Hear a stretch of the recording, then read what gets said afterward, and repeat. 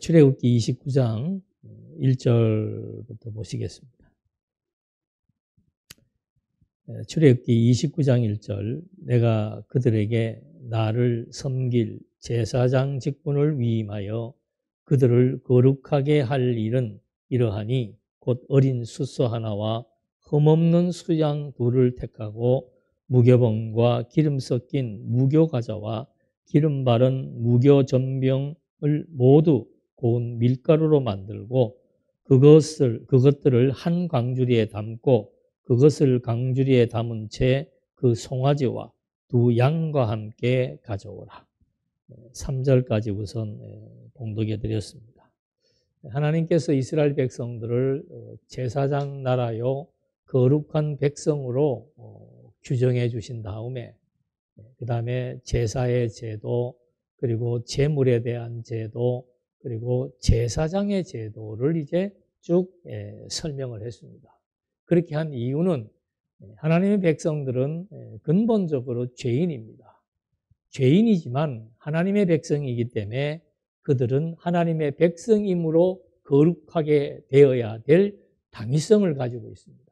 그래서 하나님께서 내가 거룩하니 너희도 거룩할 것이라고 선언한 그 말씀에 근거해서 이스라엘 백성들에게 제사장 나라로서의 갖춰야 될 기본적인 요소들, 바로 제물과 제사장 그리고 제사 이 세 가지를 이제 먼저 설명을 했고, 이러한 일들을 집행하는 제사장은 가장 중요한 직무를 담당하는 자이기 때문에 그가 하고자 하는 그 제사장의 직무, 곧 제사장이나 제사장의 직무나 같은 맥락 속에서 바로 하나님은 이제 제사장직은 세습을 하라고 명령해 주는 내용입니다.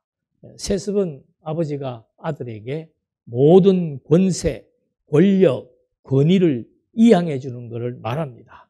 그래서 요즘 현대사회하고는 좀 의미가 맞지 않습니다. 기업도 아버지가 키워서도 그것을 자식에게 세습하는 데는 어떤 법적인 절차를 거쳐야 됩니다. 그렇지 않으면 그것이 바로 불법이 되는 거죠. 그런데 성경은 왜 제사장의 제도를 계속해서 아들들에게 대물림을 해야 되나? 왜 세습의 제도를 통해서 제사장의 직무를 이어나가시나? 이게 이제 오늘의 하나의 화두가 되는 겁니다. 그러니까 오늘의 내용은 제사장의 직무를 위임하는 겁니다. 제사장의 직무를 아들들에게 위임하는 내용인데, 이제 그 내용들에 대해서 한번 어떤 절차와 제도를 통해서 위임하며 그 위임의 목적은 무엇인지, 그게 이제 29장을 통해서 하나님께서 밝혀주고자 하는 겁니다. 그래서 이 질문들을 여러분들이 머릿속에 두시면서 이제 제사장을 위임하는 그 위임식, 그 규례를 살펴보게 됩니다. 정부도 뭐 국무총리에 대한 뭐 취임식이라고 그러죠. 이취임식이라고 그러고, 목사들도 이제 또 목사의 직분을 감당하기 위해서 임직식을 행합니다. 뭐 장로, 권사도 마찬가지고, 그런 것처럼 이제 제사장의 직무를 감당하고 승계하기 위한 위임식을 행하는데, 그 위임식에 있어서 가장 중요한 것이 뭔가? 첫 번째는 그들에게 그랬습니다. 그들. 그러니까 이 말의 의미는 그 위임에 대한 대상이 이미 확정되어 있다. 그걸 밝혀줍니다. 제사장의 직무는 아무나 하는 것이 아니고 반드시 레위지파, 레위지파의 중에서도 아론의 아들들이 제사장의 직무를 감당합니다. 이 대상의 확정에 대해서 우리가 간단하게만 설명을 드리면은, 레위는 야곱이 레아와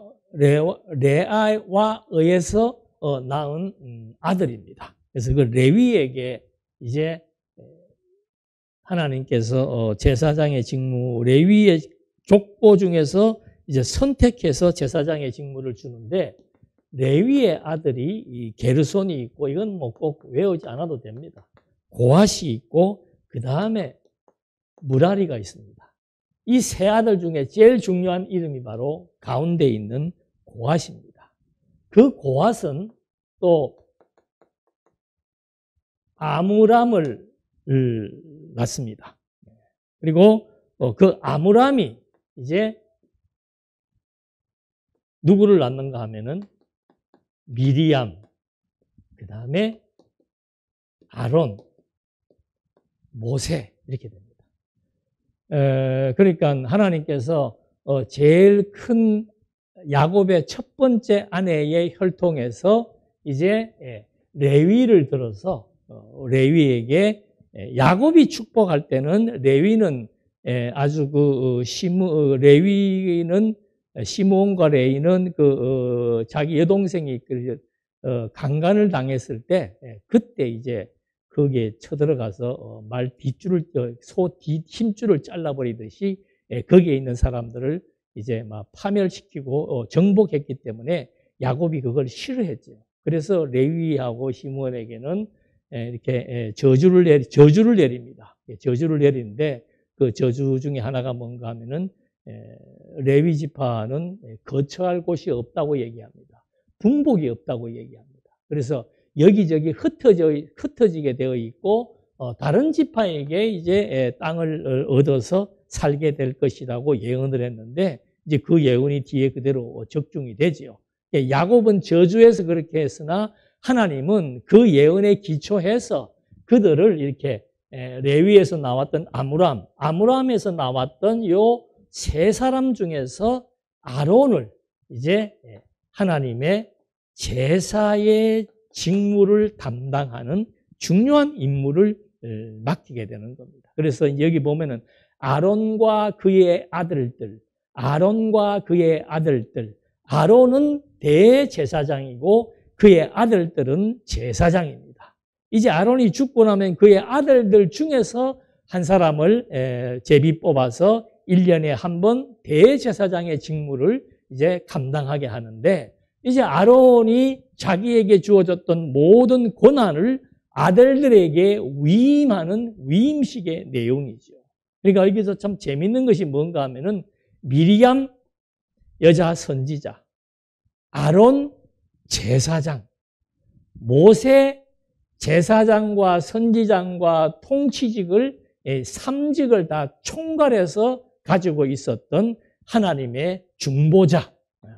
그래서 하나님께서는 이 레위를 통해서 초기에 아주 중요한 역할들을 다 맡깁니다. 그래서 이스라엘 백성들이 애굽에서 탈출할 때도 하나님이 아론과 모세를 둘이 불러가지고 모세에게 직접 중보자니까 모세에게 직접 얘기하고 그의 형을 통해서 실행하게 하는 그런 일들을 하게 했고 그 누나도 바로 선지자로서의 역할을 감당할 수 있도록 요 아므람의 2남 1녀가 출애굽의 과정에서 결정적인 역할을 하는 그런 일들을 이제 하게 되었는데 이제 그 중에서 아론은 이제 완전히 통합해서 활용했던 하나님의 직무를 이제 제사장의 직무를 완전히 분리시키는 그런 일이 이제 여기에서 시행이 된 거예요.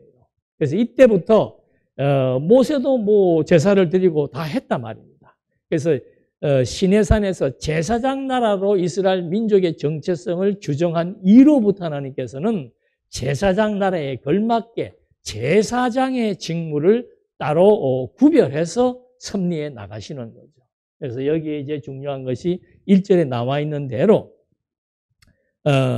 제일 먼저 나와 있는 게 그들에게 이 그들은 바로 레위 지파 중에서도 아론의 지파에 있는 그 당시에는 그의 아들들을 의미합니다. 그들에게 나를 섬길 제사장 직분. 제사장 나라를 규정해 줄 때도 내게 대하여 제사장 나라가 되며 그러니까 이스라엘 백성들과 이 하나님의 관계는 철저하게 이스라엘 백성과 선민의 관계 속에서는 제사라고 하는 게 아주 필수입니다. 필수. 선택 과목이 아니고 필수 과목이에요. 왜 필수 과목인가? 제사를 통해서 이 선민들의 죄를 속죄하고 거룩하게 하시기 때문이죠. 이스라엘 백성들을 제사를 통해서 거룩하게 하는 이유가 바로 뭔가? 하나님이 거룩하기 때문에 너희도 거룩한 백성이 될 것을 선언하신 것. 그래서 하나님과 이스라엘 백성이라고 하는 것은 바로 이 제사의 관계를 통해서 하나님과 이스라엘 백성이 결합하고 연합하고 하나님이 동행하고 하나님의 다스림을 받는 이런 이제 관계 구도를 이제 다시 한 번 더 여기서부터는 치밀하게 지속적으로 말해주고 있는 겁니다. 자, 이래서 위임을 하는데 그들을 제사장 직분을 위임해라. 그들을 거룩하게 할 일은 이렇다. 그러니까 제사장 직분을 위임할 때 반드시 빠질 수 없는 것은 뭔가 하면은 제사장을 거룩하게 하는 겁니다. 제사장을 일단 거룩하게 해야 거룩한 제사장이 하나님 앞에 제사를 드릴 때 그 제사가 거룩한 제사가 되고 하나님 앞에 온전히 연락되기 때문이지요. 그래서 바로 수양 둘을 택하라. 그러니까 이건 나중에 읽어보시더래. 여기에서 중요한 것은 뭔가 하면은 제물이 필요한 제사장의 위임식에 있어서 제일 첫 번째 제물이 필요합니다. 그 제물은 바로 제사장을 거룩하게 하기 위한 속량의 역할을 하는 겁니다. 속량의 역할, 즉 죄를 대신해서 이렇게 죄의 대가를 지불하는 그런 역할을 하기 때문에 제물이 반드시 필요한 것이고, 두 번째는 물입니다. 물로 깨끗하게 씻겨서 성결하게 한다 이 말입니다. 그래서 여기에서도 나와 있는 게 물로 제물, 그 다음에 물로 씻고, 세 번째가 아론의 옷, 성이 옷을 이제 거룩하게 해서 그 옷을 아들에게 입히는 겁니다. 우리가 지난 시간에 그 의복에 대해서 얘기했잖아요. 그 의복이 갖고 있는 것은 그냥 우리가 일반 옷 말고 어떤 직무에 맞는 옷이라고 하는 것은 거기에 분명히 권위가 주어집니다. 소방관의 옷, 그 다음에 군인들이 입는 어떤 군복, 제복 이런 것들은 전부 어떤 그 권위를 부여하고 있는데, 성이라고 하는 것은 대제사장이 입는 옷입니다. 거룩한, 물론 이제 아들들도 옷은 똑같이 입되 하나 다른 것이 뭔가 하면은 겉옷과 거기에 있는 이제 흉패, 그리고 어깨에 있는 견대 이런 것들이 이제 다른 거죠. 이런 모든 것들을 이제 아들에게 위임을 해야 된다. 그리고 네 번째는 뭔가 하면은 기름을 바릅니다. 기름을 왜 바르는가?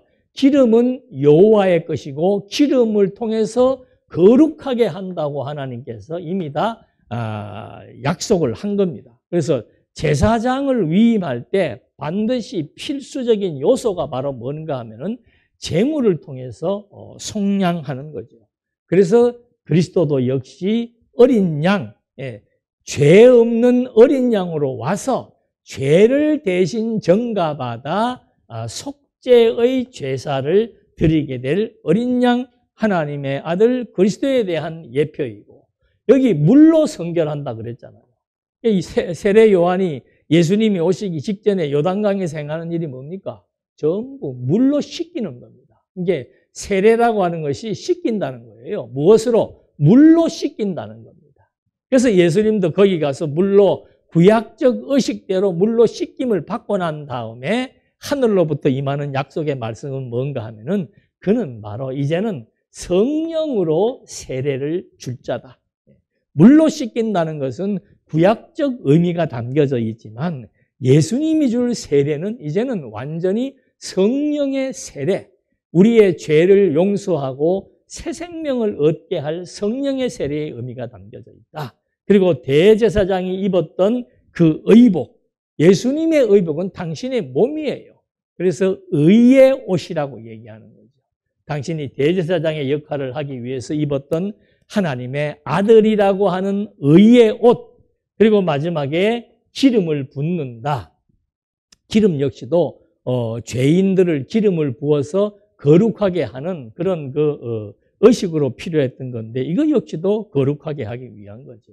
그 예수님을 갖다가 기름 부음 받은 자라고 하는 것은 뭔가? 구약의 대제사장과 제사장들에게 기름을 부어서 거룩하게 했으나 예수님은 하나님의 아들 그리스도이기 때문에 그런 기름을 붓지 않아도 그냥 하나님의 아들로서의 거룩한 본체라고 하는 사실에 의해서 이제 이런 위임을 하기 위해서 주어지는 모든 의식들과 제도의 핵심은 뭔가?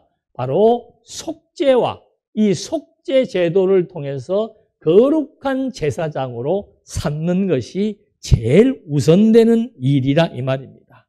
그렇게 해서 이제 이렇게 거룩하게 구별을 하는 겁니다. 거룩하게 구별을 하는 이유는 바로 뭔가?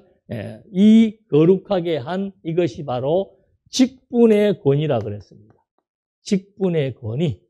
제사장의 직분이 권위가 있기 때문에 이렇게 거룩한 의식을 집행을 한다. 9절에 보면은 아론과 그의 아들들에게 띠를 띄우며 관을 씌워 그들에게 제사장의 직분을 맡겨 영원한 규례가 되게 하라.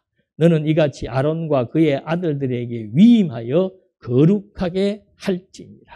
그러니까 이 위임이 바로 뭔가 하면은 뭐 이런 앞에서 말한 옷들을 다 입혀서 이 직분의 권위를 위임하는데 이것이 어떻게? 영원한 규례가 되도록 하라. 그러니까 아버지가, 제사장인 아버지가 죽으면 아들들에게, 이제 아론이 그의 아들들에게 이런 제도를 통해서 제사장의 직분을 위임했던 것처럼 이런 의식은 이제 끝까지 이런 의식은 필요하다라고 하는 사실을 여기에서 밝혀주고 있는 겁니다. 그러니까 왜 이것이 영원한 규례로서 필요한가? 그걸 우리가 이제 알아야 될 이유가 있는 겁니다. 왜 이런 제사장의 직분을 위임하는데 그 위임식이 영원히, 여기에서 말하는 영원이라는 것은 뭐 영원에 대한 본질적인 개념이 아니고 오랜 세월을, 영구한 세월을, 오랜 세월을 이렇게 지속적으로 이 위임식을 행해야 된다라는 그런 뜻이에요. 오랜 세월 동안 이것을 해야 된다라고 하는 것에 대한 이제 의미를 우리가 잠깐 알아야 될 필요가 있는 것이,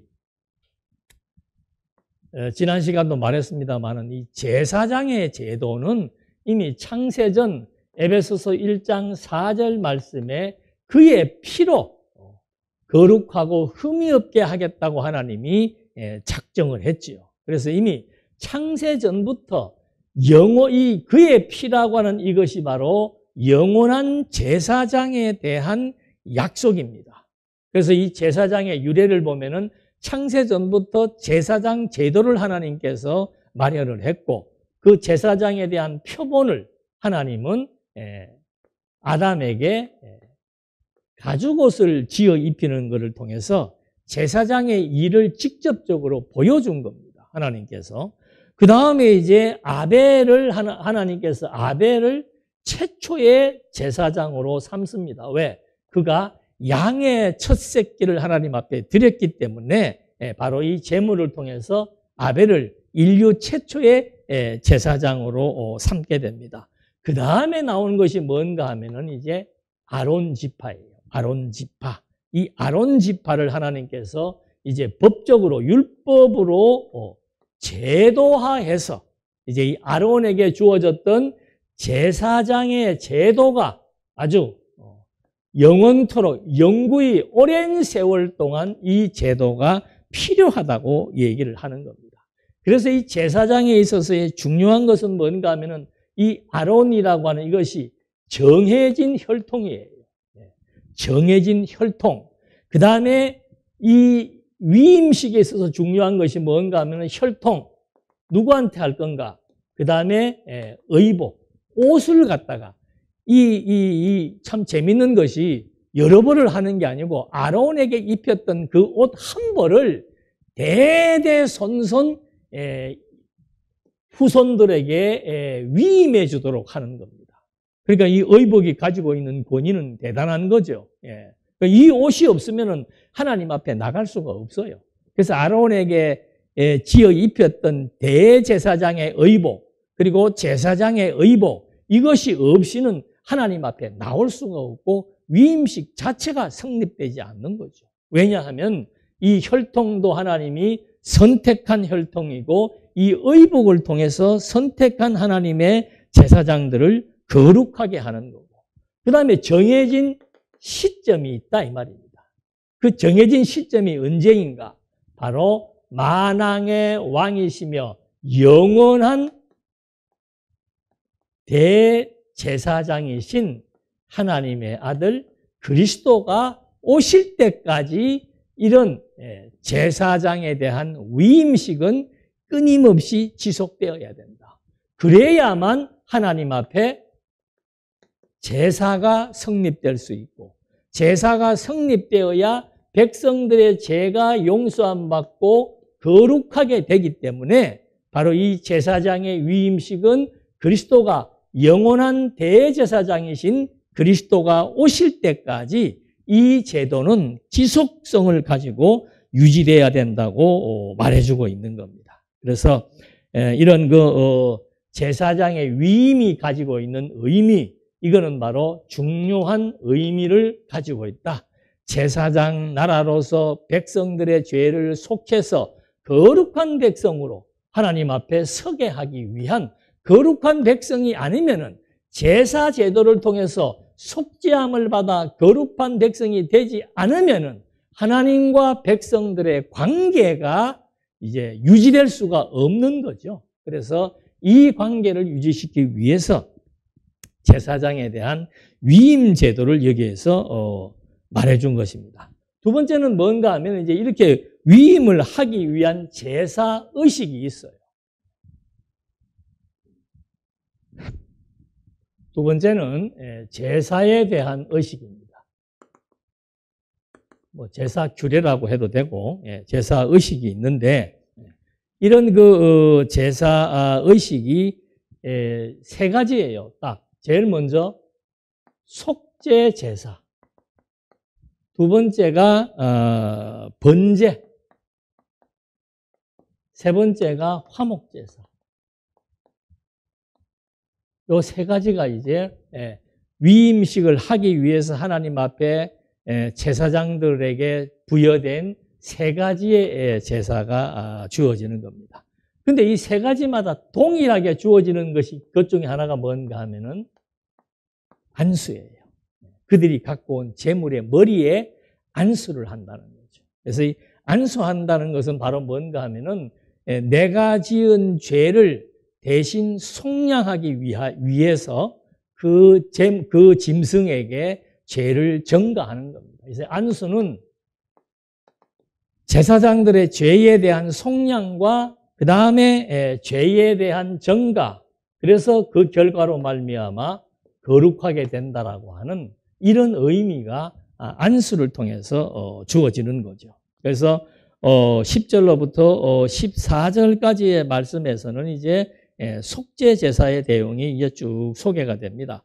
속죄 제사에 있어서 중요한 것, 이제 중요한 거, 여기 중요한 거는 뭐 다 마찬가지예요. 이 안수하고 피.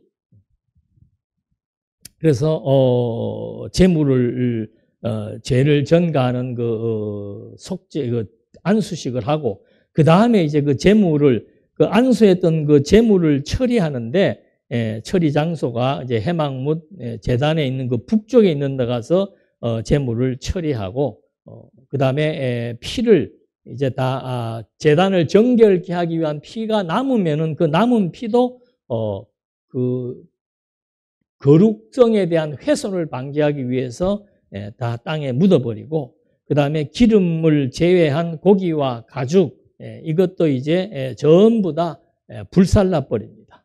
불살라 버리는 이유는 뭔가? 거룩한 제물이 남용되지 않고 잘못 사용되지 않고, 목적은 하나예요. 제사장들을 거룩하게 하기 위한 속죄 제사기 때문에 거기에 소용되었던 제물들도 이제 완전하게 다 깨끗하게 뒤처리를 하게 됩니다.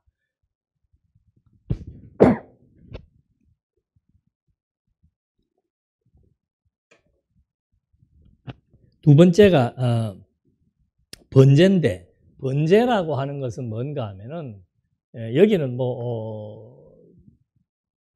짐승을 이렇게 각을 두고 하는 게 이제 자세히 나옵니다만은, 번제는 그냥 통째로 하나님 앞에 통째로 태워버리는 거예요. 그러니까 온전한 희생. 그래서 이 번제에는 제물을 태운다 그래서 양의 전체를 통째를 다 태워버리기 때문에 온전한 희생과 완전한 속죄를 의미합니다. 그리고 피를 뿌려서 정결의식을 행하는 거죠. 왜? 피가 뿌려지지 않으면 죄가 용서되지 않기 때문에 피를 뿌려서 정결의식을 합니다. 그 다음에 제물 역시도 깨끗하게 다 오물을 씻어내는 그런 의식을 통해서 이제 이런 의식들을 통해서 여기도 안수하고 그 다음에 제물을 다 통째로 태우고 그 다음에 그 피로 제단을 정결케 하고 제사장을 정결케 하고 그 다음에 이제 그 제물들까지 다 이미 씻어서 이제 다 태우는 그런 이제 제사 의식들이 바로 번제를 통해서 나타나게 되는 겁니다.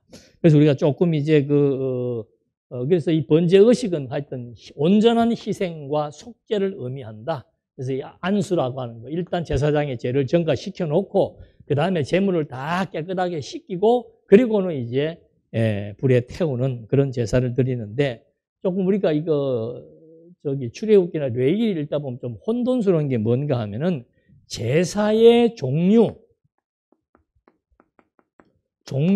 제사의 방법이 조금 혼란스러울 때가 있어요. 제사의 종류는 5가지입니다. 속죄, 속건, 그 다음에 화목.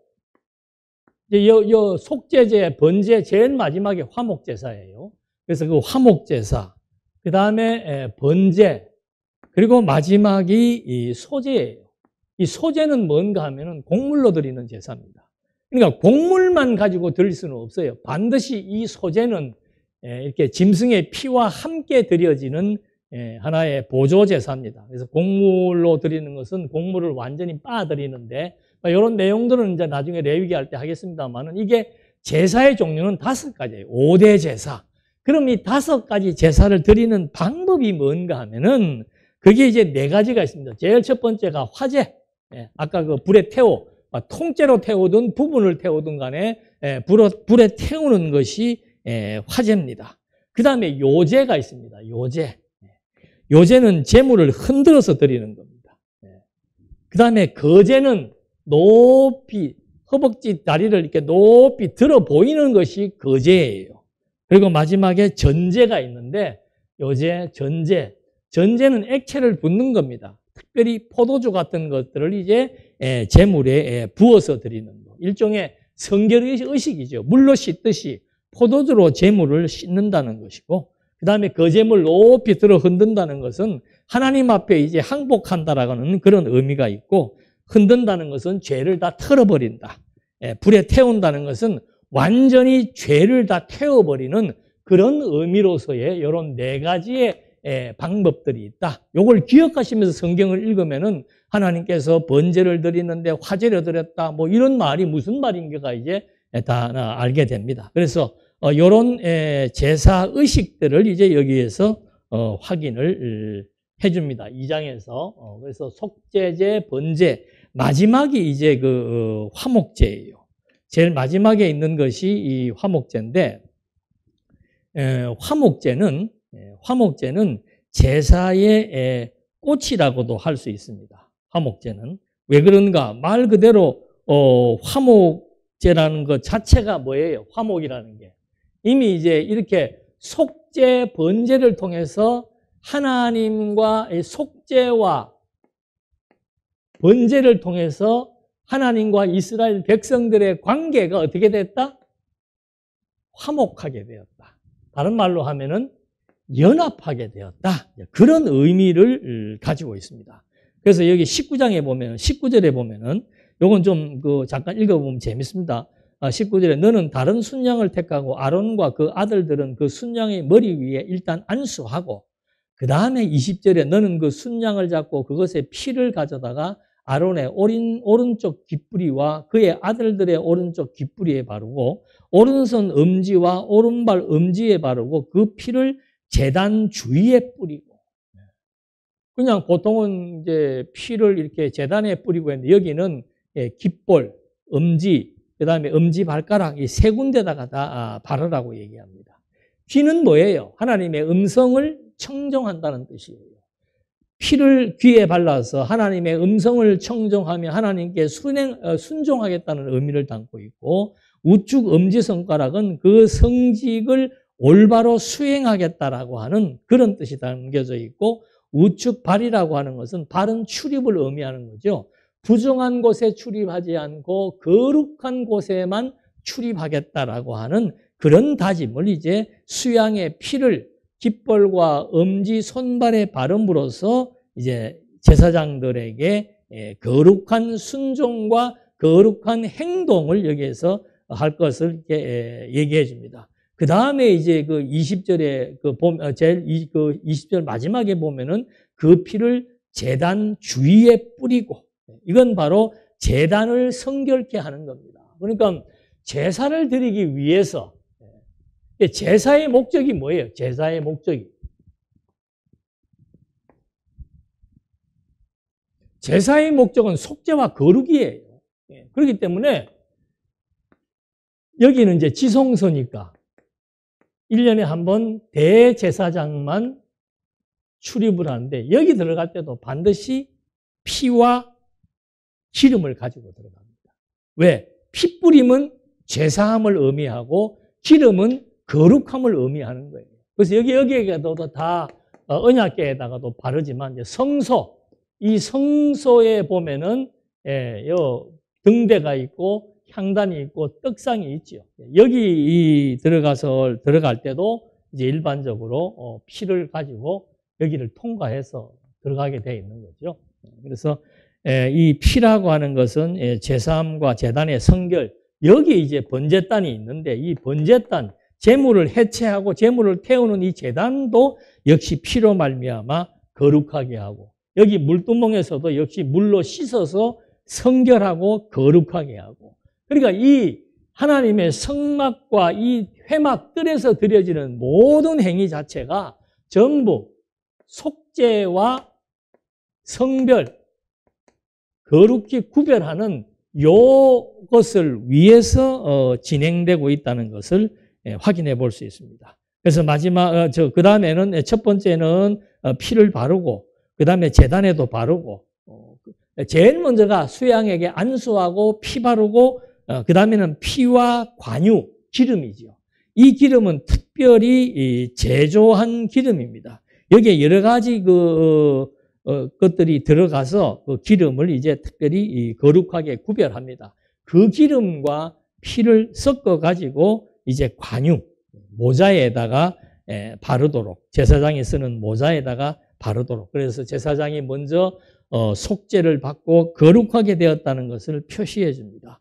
그 다음에 이제 꼬리와 다리를 이제 하나님께 바칩니다. 이게 꼬리는 지금 우리도 한우도 그 속꼬리가 굉장히 비싸지요. 그 당시도 그랬다 그럽니다. 이 꼬리 고기는 굉장히 귀중한 고기로, 소의 귀중한 부분으로 취급을 했기 때문에 꼬리와 넓적다리, 넓적다리는 힘을 상징한다 그럽니다. 그래서 제물 가운데서도 가장 귀중한 부분들을 하나님께 바치도록, 하나님께 바치는 모든 제물들은 가장 귀중하고 고귀하고 성결하게 해서 제물을 바치도록, 그렇게 해서 이제 마지막에 가서는 이제 그 제물을 아론과 모세가 그 제물을 아론과 아들들에게 넘겨주는 게 이제 화목제의 마지막 의식이에요. 그러니까 앞에 있었던 모든 제물들을 이제 모세가 아론과 그의 아들들에게 재물을 다 넘겨주어서 이게 이제 쉽게 말하면 모세가 행했던 제사장의 직무를 아론과 그의 아들들에게 이제 법적으로 분할하고 이양하는 그런 의미가 담겨져 있는 거죠. 그래서 그 레위 지파는 굉장히 중요합니다. 제사장의 직무를 담당하게 하고 물론 거기에서 선지자도 있었지요. 제사장 나라이기 때문에 바로 이 제사장의 직무가 중요하고 그래서 이 신정국가 하나님이 선택한 하나님의 나라 이스라엘은 신정국가라 그랬습니다. 이 신정국가는 크게 세 가지의 중요한 직무가 있다고 그랬죠. 제일 중요한 게 바로 뭔가 하면은 제사장 나라로서의 제사장 제도. 그래서 이거를 레위의 아론 지파에게 국한시켰습니다. 나머지 레위 중에서도 아까 여기 어디에 있었죠? 여기에 보면은 이제 미리암과 게르손과 무라리의 자손들이 있습니다. 그들은 이제 성막을 섬기는 여러 가지 일들을 하는 겁니다. 특별히 광야에서는 이걸 텐트로 만들었기 때문에 쉴 때는 그 레위 지파 사람들이 들어가서 성막을 다 옮기고 세우고 그 다음에 수종드는 일들을 하는 거죠. 그리고 아론 지파들은 제사의 임무에 전념한다. 그래서 하나님의 이 신정국가의 핵심은 뭔가 하면은 제사를 드리는 제사장 지파, 아론의 지파가 있고 그 다음에 유다 지파에서 누가 나오는 겁니까? 왕정국가, 왕의 제도에 의해서 다스리는 왕정국가. 하나님이 세운 나라는 크게 제사장 제도와 왕정 제도가 특별하게 다른 겁니다. 그래서 이건 하나님이 아예 혈통을 정해주는 거예요. 유다와 다윗, 여기는 레위에서 아론 딱 정해주는 겁니다. 그리고 선지자는 이제 아브라함도 선지자고 모세는 최고의 선지자였죠. 그 다음에 그 이후로부터는 이제 하나님이 그때 선지자들을 불러서 하나님의 말씀을 받아서 전하는 선지자가 있고 말씀을 받아서 기록하는 선지자가 있고 그래서 그 바벨론 포로 이전과 포로 회복 때까지 활동했던 16명의 선지자들이 쭉 나오는데 선지자는 혈통을 따로 정하지 않습니다. 하나님이 그때 불러서 하나님의 뜻을 전달하는데 정해진 두 개의 지파 중에서 레위와 유다는 제사장 나라로서 왕정 국가로서의 하나님 앞에 행해지는 아름다운 거룩한 직분들을 저기에서 이렇게 구별해서 보여주는 것을 알 수가 있습니다. 이렇게 해서 제사장의 그 마지막 속죄 제사를 드리고 그 다음에 번제를 드려서 온전히 하나님 앞에 희생을 하고 하나님 앞에 죄가 다 통째로 다 태워져서 거룩하게 되었다면은 이 화목제사는 똑같이 이 결과로 주어지는 화목제사가 바로 이제는 죄가 용서함 받고 죄가 완전히 성결하게 되었으므로 내가 거룩하니 너희도 거룩하다라고 하는 하나님과 백성들 간의 연합의 상태가 이루어진 거예요. 그래서 하나님이 이스라엘 백성과 끝까지 동행하시는 이유가 바로 뭔가? 바로 이런 제사장의 위임 제도를 통해서 제사장의 임무를 통해서 하나님과 백성들과의 관계가 아주 거룩한 관계로 탈바꿈됨으로써 이제 이 새로운 관계가 유지되는 것처럼 바로 이 화목제사가 제사장으로서 위임식을 행하는 마지막 제사. 그러니까 제사장의 임무는 속죄도 있지만 화목의 성격을 갖고 있는 거죠. 그래서 화목제를 통해서 위로는 하나님을 사랑하고 아래로는 이웃을 사랑하라라고 하는 그런 의미를 확인해 볼 수도 있습니다. 이제 마지막에 나오는 그 위임과 또 제도가 있습니다. 그 위임과 제사가 있는데 29장 29절에 보면은 여기에서는 이제 29절에 아론의 성인은 후에 아론의 아들들에게 돌릴지니 그들이 그것을 잊고 기름 부음으로 위임을 받을 것이며. 그러니까 아론의 성의를 통해서 아론의 그 아들들이 제사장으로서 이제 임명되는 그런 이제 의식을 행한다는 거. 여기에서도 위임에 대한 그 직접적인 얘기들이 나오는데 이제 아론의 오단보를 가지고 계속해서 물려주게 되어 있고 그 다음에 거기에다가 기름을 부어서 그들을 거룩하게 하는데 그 의식을 행하는 기간이 일주일입니다. 성경의 7자는 완전수예요. 그러니까 일주일 동안 기름을 부어서 그들을 완벽하게 거룩한 자로 변화시키는 그런 이제 의식들을 행하는 거죠. 그러니까 위임식이 보통 위임식은 뭐 1시간이나 2시간이면 끝나는데 이 제사장의 위임식은 일주일이 걸리는 겁니다. 일주일 동안 속죄제와 번제와 화목제를 드리고 화목제가 끝나고 나면은 이제 그 옷에다가 기름을 부어서 그의 아들들에게 입히는데 기름을 붓는 의식들이 7일 동안 집행되도록 그렇게 해서 이 아들들에게 거룩한 제사장으로서의 역할을 감당할 수 있도록 하나님께서 그런 제도를 주시는 겁니다. 그런 다음에 다시 또 번제와 소제를 드리게 하는 겁니다. 이 번제와 소제는 뭔가 하면 여기에 상번제라고 나와요. 상번제라고 하는 것이 뭔가 하면은 매일 날마다 드리는 제사라 이 말입니다. 그러니까 제사장들이 그 위임을 받고 나서 이제 제사를 드리는데 제사의 성격들이 다양합니다. 다양하게 있는데 날마다 드려야 되는 제사가 바로 번제라 이 말입니다. 그러니까 제사장의 임무는 매일 제사를 드리는 거예요. 제물을 통으로 잡아서 그 통으로 잡은 제물을 제단에서 온전하게 태워드리는 제사를 드리고 또 한 가지는 뭐예요? 소제. 곡물을 기름과 섞은 곡물을 이제 희생의 제사로 드리는 겁니다. 완전한 속죄, 완전한 희생을 통해서 이제 하나님의 제사장으로서 거룩히 구별됨을 보여주는 마지막 의식이 이제 이렇게 번제와 소제를 통해서 주어지는 것, 이걸 이제 제사장의 위임식으로 확인해 보는 겁니다. 이제 가장 중요한 게 나오죠.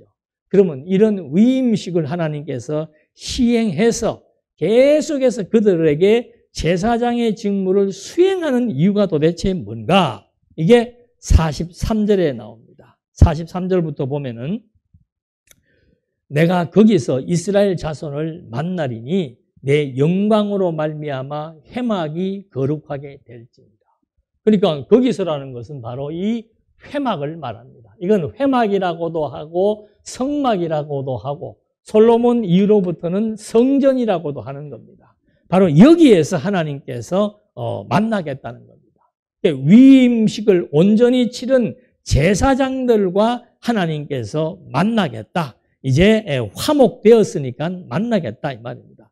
그래서 거기에서 내 영광으로 말미암아 하나님의 능력으로 하나님의 자비하심으로 하나님의 사랑하심으로 말미암아 그 회막, 성막을 거룩하게 하게 되겠다 이 말입니다. 그러니까 하나님의 임재하는 장소가 거룩하지 않으면 하나님이 임재할 수 없는 거죠. 장소도 거룩하게 하고 거기에서 제사를 드리는 제사장들도 거룩하게 하고 그 다음에 44절 회막과 제단을 거룩하게 하며 아론과 그의 아들들도 거룩하게 하여 내게 제사장 직분을 행하게 하라. 그러니까 하나님 앞에 제사장의 직분을 행한다는 것은 아들들 제사장이 거룩해야 되고 지성소와 성소가 제단과 물두봉 모든 기구들이 전부 거룩하게 만들어야 거룩하신 하나님 앞에 제사가 연락되어져서 하나님이 여기에 임재하실 것이고 하나님이 제사를 온전히 받으셔서 이제 그 백성들을 거룩한 백성으로 만드시고 그들과 연합해서 그들을 끊임없이 사랑해 나가신다라고 하는 약속의 말씀을 해주시는 거죠. 그래서 이렇게 혈통을 선택하고 장소를 지정하고 예물을 지정하고 의식을 제도화하고 이렇게 하신 목적은 바로 뭔가? 히브리서 기자가 말하고 있는 거예요. 이런 복잡한 절차들이 시점이 있다는 거죠. 그리스도가 오실 때까지 필요한데 히브리 7장 28절에 하나님은 약점을 가진 사람들을 세웠다. 혈통은 혈통인데 약점을 가진 사람들을 세웠다. 다시 말하면은 죄인들을 세웠다 이 말입니다. 약점을 가진 제사장을 세웠지만은 이제 그래서 약점을 가진 제사장들에게 반드시 거룩하게 하는 위임의식이 필요한 것이라고 말하는 겁니다. 이렇게 약점을 가진 자들에게 위임의식이 필요한 것은 바로 무엇인가? 창세전부터 하나님이 작정하신 온전한 제사장, 그 제사장을 보내기 이전까지 필요한 거였죠. 그래서 하나님께서 이제는 약점을 가진 제사장들을 세웠다면은 이제는 하나님의 때가 되어서 하나님의 아들 그리스도를 보내셨을 때는 약점이 없는 온전한 아들을 하나님께서 세우실 것에 대한 모형과 그림자라 이 말입니다. 그래서 예수님이 이런 구약의 제사를 완전히 다 이루셨다는 의미는 뭔가?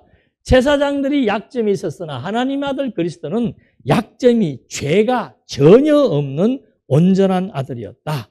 그리고 구약 때는 사람의 손으로 만든 성막, 성소, 지성소를 통해서 하나님이 제사를 받으셨다면은 제사장들이 성소를 들어가고 지성소를 들어갔다면은 이제는 온전하신 하나님의 아들은 사람의 손으로 만든 성소가 아니고 이제는 당신이 직접 하늘로 들어가서 하늘 성전, 생명 성전을 지었기 때문에 이런 구약적으로 눈에 보이는 이런 장소의 의미는 이미 다 이제 초월하게 된다는 말을 해주는 겁니다. 그리고 히브리서 9장 22절에 보면 율법을 따라 거의 모든 물건이 피로써 정결하게 되나니 피 흘림이 없음즉 사함이 없다. 그런데 이 피 흘림이 구약에서는 날마다 피 흘리는 제사가 필요하다 이 말입니다. 그러나 이제는 하나님께서 완전한 하나님의 아들을 보내셨기 때문에 이 피 흘림도 반복적으로 행하는 것이 아니고 더 좋은 제물, 하나님의 아들 그리스도가 제물이 되었기 때문에 이제는 완전히 제사가 단번에 종결되도록 했다는 거예요. 그래서 히브리 10장 11절에 보면은 제사장마다 매일 서서 섬기며 자주 같은 제사를 드리되, 구약에서는 늘 제사를 드려야 되는 거예요. 반복적으로 정해진 제도를 계속해서 드렸지만은 언제나 죄를 없이 하지 못하였거든요. 언제나라고 하는 말은 한 번에 영원히 죄를 없이 하지 못했다 이 말입니다. 그래서 날마다 제사를 드려야 됐다는 거죠. 그러나 10장 12절에 오직 그리스도는 죄를 위하여 한 영원한 제사를 드리시고 하나님의 우편에 앉아 계시기 때문에 이 제사가 바로 영원한 제사이다. 우편이라고 하는 것은 반드시 다시 온다는 약속의 전제를 의미하는 겁니다. 그러니까 예수님이 다시 오실 때까지의 이 제사는 우리가 만인 제사장이 되어가지고 누구든지 하나님 앞에 나갈 수 있는 그런 영원한 제사를 그리스도가 이루셨기 때문에 이제는 이런 구약적 제사장이 없더라도 우리가 제사장은 하나님 앞에 나가는 사람이잖아요. 그러니까 우리가 이제는 그리스도의 이름을 통해서 누구든지 하나님을 아버지로 부르고 하나님을 의지하고 하나님께 고백하고 하나님과 함께하는 만인 제사장으로서의 역할을 감당하는 그런 결과가 주어졌다. 13장 15절. 그러므로 우리는 예수로 말미암아 항상 찬송의 제사를 하나님께 드리자. 이는 그 이름을 증언하는 입술의 열매니라. 그리스도의 이 사역, 주 없이 살 수 없네. 그리스도의 이 영원한 제사의 사역으로 말미암아 우리가 누구든지 하나님의 자녀가 되어서 거룩한 백성이 되어 하나님의 자녀가 되어 거룩하신 하나님 앞에 당당히 나갈 수 있는 새롭고 산 길을 바로 그리스도가 당신의 죽음과 부활의 사역을 통해서 완전히 휘장을 갈라서 완전히 새롭고 산 길을 열어놓으신 이 그리스도의 공로와 사역을 기억하며 하나님 앞에 그리스도의 공로와 사역에 대한 찬송을 드리지 않을 수 없다. 이것이 찬송이라는 것이 바로 뭔가? 이 그리스도에 대한 사역에 대한 역사적 사실에 대한 증인으로서의 열매가 바로 뭔가? 하나님과 그리스도에 대한 연합의 사역을 찬송하는 아름다운 입술의 열매라고 하는 사실을 한 번 더 확인해 본 거지요. 구약 시간에는 모든 것을 거룩하게 해야만 하나님을 만날 수가 있었습니다. 그런 모든 절차와 제도를 하나님의 아들 온전하신 분이 오셔서 모든 절차와 제도를 단번에 당신의 몸을 통해서 이루심으로 말미암아 이제는 누구든지 하나님과 연합한 자가 되어서 하나님을 사랑하고 이웃을 사랑하는 아름다운 교회로, 아름다운 성도로 거듭나게 되었다는 사실을 다시 한 번 더 29장의 제사장의 위임식을 통해서 확인해 본 것입니다. 기도하시겠습니다.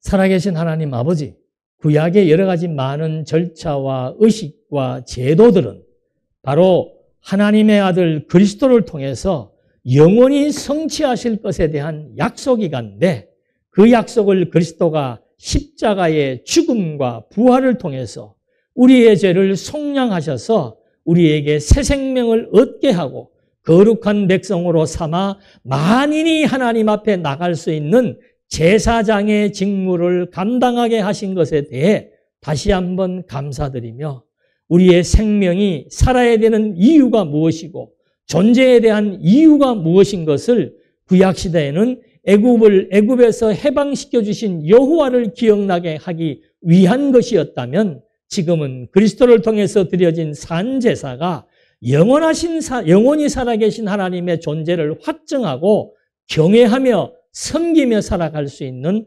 아름다운 결실의 열매로 맺어지게 된 사실 앞에 다시 한번 감사드리며 예수님의 이름으로 기도드립니다. 아멘.